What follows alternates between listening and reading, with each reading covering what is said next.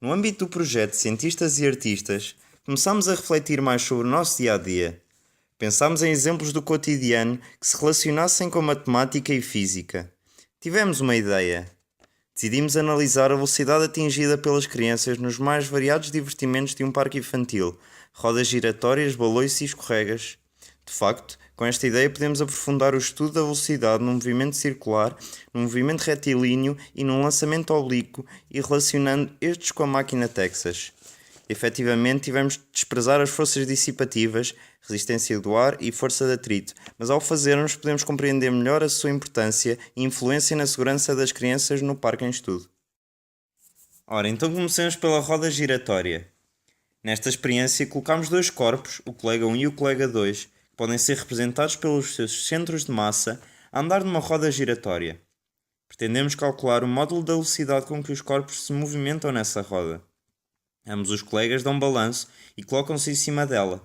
Esta irá girar com a mesma velocidade que os dois colegas. Mas que velocidade terão os dois colegas e a roda giratória? Consideremos o período, tempo que um corpo demora a dar uma volta completa, 2 segundos.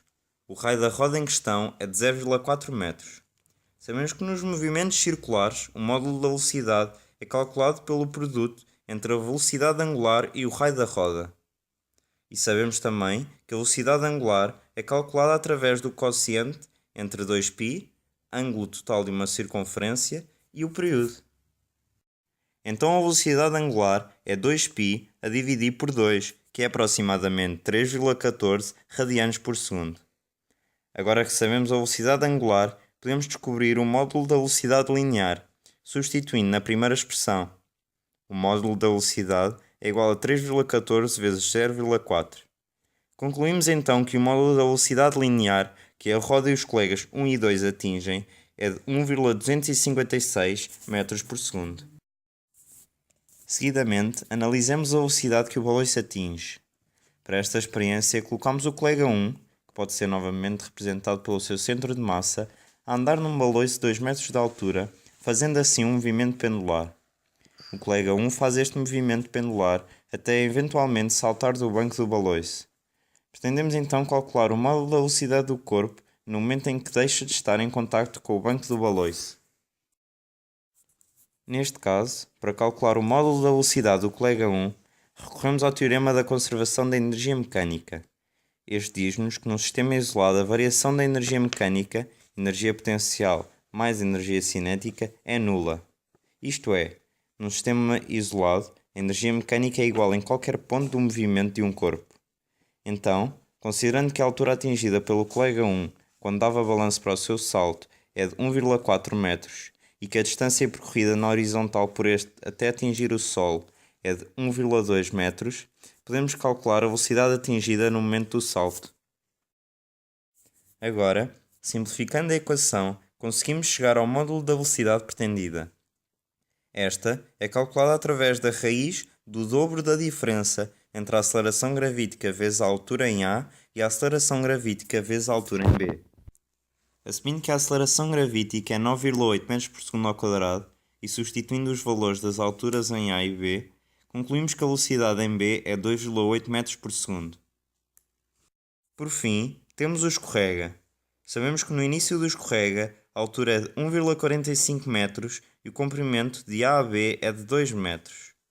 Pensemos então que o colega 2, que pode não ser representado pelo seu centro de massa, parte do repouso do ponto A. Então o módulo da sua velocidade inicial é de 0 metros por segundo. No ponto B a altura é de 0 metros. Mas e o módulo da sua velocidade? Desprezando as forças dissipativas, podemos concluir que a energia mecânica é igual nos dois pontos, tal como explicámos no movimento do baloiço. Ora, substituindo os valores correspondentes, concluímos que a velocidade em B é de 5,33 metros por segundo. Efetivamente, descobrimos o módulo da velocidade, mas existe outra forma para o calcular através da calculadora gráfica. Para o fazer, temos de primeiro descobrir a equação do movimento do colega através da equação geral deste tipo de movimento na componente horizontal. A posição inicial é 0 metros. O módulo da velocidade inicial é 0 metros por segundo. No entanto, existe a aceleração e é calculada através da segunda lei de Newton. Esta diz-nos que a força resultante que atua num corpo é igual ao produto da sua massa e aceleração. Consideremos que a massa do colega 2 é 60 kg. Como a aceleração que queremos calcular é apenas na sua componente x, então a força resultante também terá esta direção. A força resultante na direção horizontal corresponde à componente x da força gravítica. Temos então que calcular primeiro a intensidade da força gravítica, através novamente da segunda lei de Newton. Substituindo, temos que a intensidade da força gravítica é 588 newtons.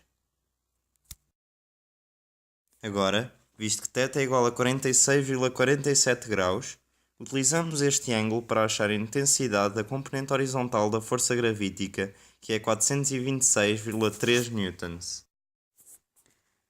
Desta forma, já podemos calcular o módulo da aceleração segundo a sua direção horizontal, que será 7,105 metros por segundo ao quadrado. Substituímos esta aceleração na expressão do movimento. Colocamos esta função na máquina Texas e obtemos o gráfico deste movimento. Depois interceptamos com a reta y igual a 2, que corresponde ao momento que o colega 2 chega ao fim da rampa do escorrega. O declive neste ponto de interseção será a velocidade do ponto B, que é 5,33 metros por segundo. Estudamos então as velocidades de corpos em diferentes tipos de movimentos.